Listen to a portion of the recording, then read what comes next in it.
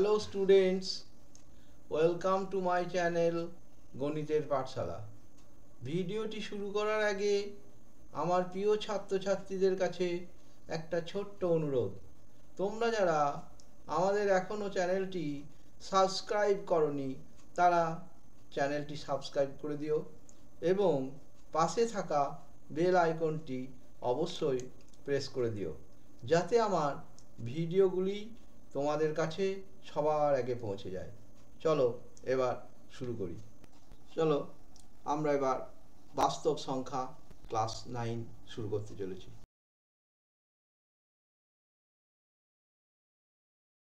দেখো, অমূলদ সংখ্যা। অমূলদ সংখ্যা যেমন ধরো √3, √2, √5, এগুলো সবই আমরা যাদের মূলটাকে সঠিকভাবে নির্ণয় করা যায় না সেইগুলো হচ্ছে মূলদ সংখ্যা। ঠিক আছে, তো আমরা এই মূলদ সংখ্যাকে সংখ্যা রেখায় স্থাপন কি করে করবো? অমূলদ সংখ্যাকে এবার সংখ্যা রেখায় কিভাবে স্থাপন করব? ঠিক আছে, তো কিভাবে করব দেখো, আমরা নেক্সট পেজে গিয়ে প্রথমেই আমার একটা কাজ করতে হবে, একটা সংখ্যা রেখা আমরা টেনে নেব। এইটাকে আমি ও বিন্দু বললাম, ও বিন্দু। এই পর্যন্ত আমরা 1 ইউনিট নিলাম, এই পর্যন্ত এটাকে বলবো 1 ইউনিট, এ বিন্দু, এটাকে 1। ঠিক আছে, এরপরে এইটাকে আমরা বি বিন্দু ধরলাম, তাহলে ও বিটা হয়ে গেল 2, মানে এখান থেকে এটা 1, এবারে ও বিটা হয়ে গেল এতটা পর্যন্ত হয়ে গেল 2। এইবারে আমরা √2 কে স্থাপন করব। কি স্থাপন করব? √2। তাহলে এ বিন্দুতে একটা লম্ব টানছি। দেখো, এ বিন্দুতে আমাকে একটা লম্ব টানতে হবে। ঠিক আছে, বেশ। এরপর ও এ সমান করে এ বি কেটে নিলাম। এই এতটা মাপটা আমরা মোটামুটিভাবে সমান করে কেটে নিলাম। এইটা বি নাম দিলাম।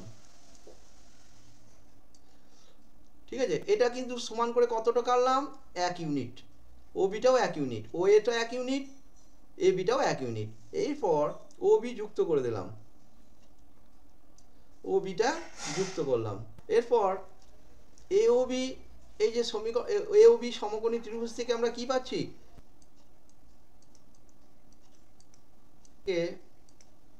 পাই ও বি স্কোয়ার, ও বি স্কোয়ার সমান ও এ square plus A B square. 1 2 হয়ে গেল, যোগ করে এটা ও বি সমান √2। দেখো, তাহলে আমার এই মানটা কত বেরোলো? ও বিটা হয়ে গেল √2। ও কে কেন্দ্র করে ও বি ব্যাসার্ধ নিয়ে আমরা যে বৃত্তটা আঁকবো সংখ্যা রেখায় যেখানে স্পর্শ করবে সেটাই হয়ে যাবে কি? সেটাই হয়ে যাবে √2 কে স্থাপনের চিহ্ন, মানে √2 কে কোথায় স্থাপন করলাম সেটা হয়ে যাবে। কম্পাস নিচ্ছি, ওতে কাঁটাটা বসাতে হবে, কম্পাসে কাঁটাটা ওতে, ও বি মাপ নিতে হবে, ও বি মাপ নিলাম। দেখো ও বি মাপ নিচ্ছি কেমন করে। এরপরে বৃত্তচাপটা সংখ্যা রেখাকে যেখানে ছেদ করবে সেটা নিতে হবে। দেখো কোথায় সংখ্যা রেখায় ছেদ করছে, দেখো এইটার অবস্থান হচ্ছে পি। দেখো যেখানে ছেদ করলো সংখ্যা রেখাকে সেটা আমরা বলছি পি। এবারে এই পজিশনটা হয়ে গেল পি।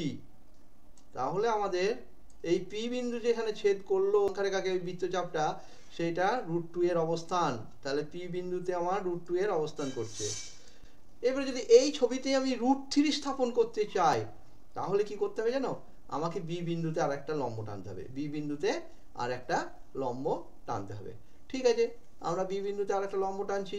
বি বিন্দুতে একটা লম্ব টেনে নাও, এটা টানলাম।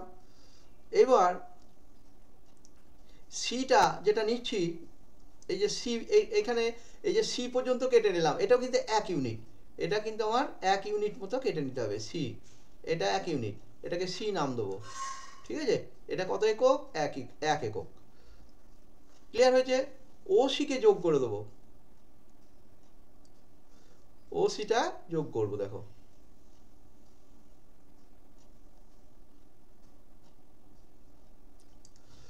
এবার ওসিটা ত্রিভুজ হচ্ছে, মানে ওবিসি ত্রিভুজ থেকে পাই। আবার এবার ওবিসি ত্রিভুজ থেকে পাবো, ওবিসি ত্রিভুজ থেকে কি পাবো এখন,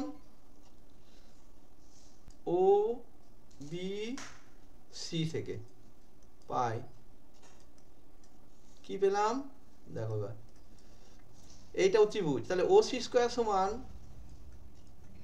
ও B square plus BC square, O C square সমান O B square plus BC square,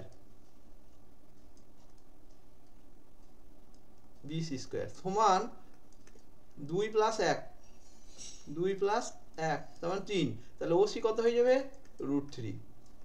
এরপর আমাকে ওতে বসিয়ে ওসি মাপ নিয়ে যে বৃত্তচাপটা আঁকবো, ওকে কেন্দ্র করে ওসি বৃত্তচাপটা নেব।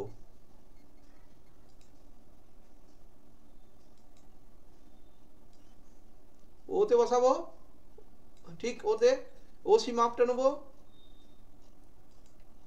ওসি মাপটা নেব। তো ঠিক আছে, এইবার আমাকে বৃত্তচাপটা আঁকতে হবে। বৃত্তচাপটা এবার আঁকো।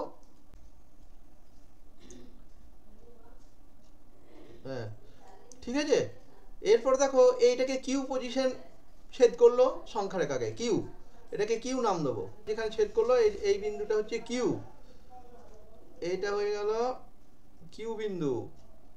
এইখানেই √3 অবস্থান করছে, এই বিন্দুটাতে √3 অবস্থান করছে। দেখো এই যে বিন্দুটা পেলাম,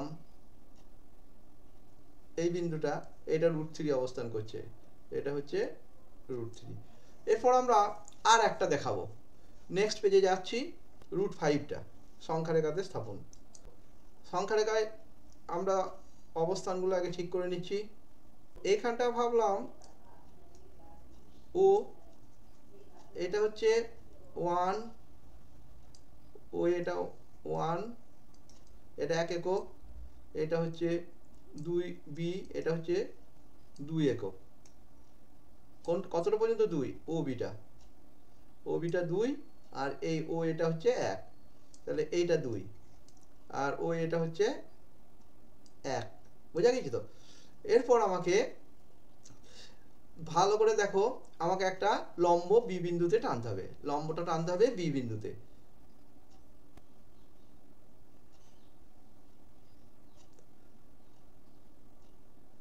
বেশ, এই লম্বটা টানলাম, এটাকে আমি সি নাম দিলাম, সি নাম দিলাম। ও সি যুক্ত করো, ও সি যুক্ত করতে হবে।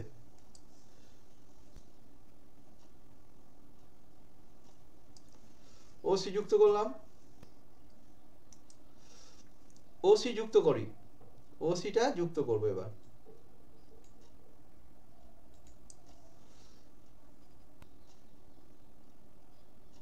একটু খেয়াল রাখতে হবে, এটা আমরা কত ইউনিট কেটেছি, বিসি মাপটা 1 একক, এটা কিন্তু 1 একক। এবার আবার আমাকে ও সি স্কোয়ার সমান বার করো। ও বিসি ত্রিভুজ থেকে, ও বিসি ত্রিভুজ থেকে পাই কি পাবো, ও বিসি থেকে দেখো, ও বিসি থেকে কি পাবো, ও সি স্কোয়ার সমান ও বি স্কোয়ার প্লাস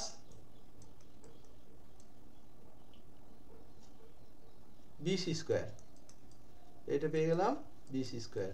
দেখো ও বিটা আমি কত বলেছি, 2 স্কোয়ার মানে 4, আর এটা 1 স্কোয়ার মানে 1, তাহলে ও সি কত বেরোলো √5। বেশ, অতএব ও সি সমান √5, ও সির মানটা বেরিয়ে গেল, তাহলে এটা আমার কত বেরোলো √5। ঠিক আছে, এইবার ও কে কেন্দ্র করে √5 ব্যাসার্ধ নিয়ে আমরা একটা বৃত্ত অঙ্কন করব। ঠিক আছে, তাহলে আমাকে কম্পাস ব্যবহার করতে হচ্ছে। এবার দেখো আমরা ওতে বসালাম, নেবো ও কেন্দ্রতে বসিয়ে নিলাম, মানে ওসি মাপ করে সি বিন্দু পর্যন্ত ঠিক মাপ নিতে হচ্ছে। দেখো কম্পাসে, হ্যাঁ আর একটু কমাতে হবে আমাকে, আর এরপর আমাকে এই বৃত্তচাপটা আঁকতে হবে, এই বৃত্তচাপটা আঁকতে হবে। দেখো আমার কোন বিন্দুতে ছেদ করলো, এখানে আমি পি বিন্দু নাম দেবো। দেখো পি বিন্দুতে ছেদ করলো, এটা কি বিন্দু? পি বিন্দুতে। তাহলে এই পি বিন্দুতে অবস্থান করছে কে? √5।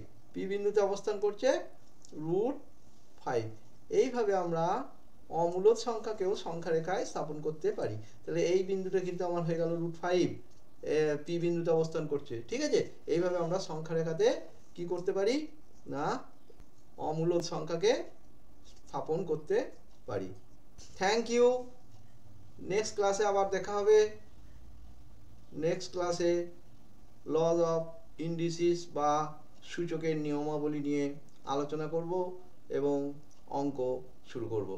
ঠিক আছে।